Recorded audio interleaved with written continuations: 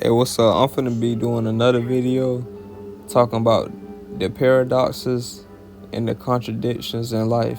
Now, when I'm talking about this, I'm talking about things that seem one way, but it's really another. Like, it's a lot of stuff when you look in the world that's one way, but it's really another.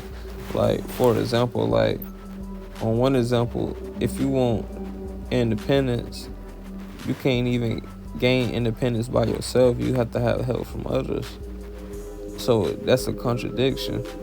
So it's a lot of shit in life, man, that I just had to speak on. Like, and another thing that's a contradiction, like, you can like somebody and then you'll think that they'll like you and they won't even like you back. And then it can be somebody who you think won't like you, and then they'll text you back in the drop of a hat, and then they'll like you. So it's a lot of backwards shit type junk I'm trying to explain. Like, you can think you might not get a job, and you might get a job, and then you can feel like you're going to get a job, and you might not get that back. Congratulations. Or you can apply that with school, you might get into a school you least suspected, but the school you wanted or expected to get into, you won't get into.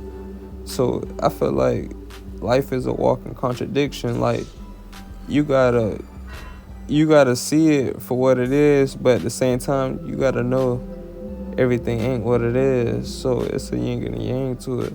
So I feel like, with that being said, you gotta just flow with life. Like, you gotta be detached from the outcome of what's gonna happen, because it can be a contradiction to your thought pattern of what you think finna happen, and life can play out the total opposite.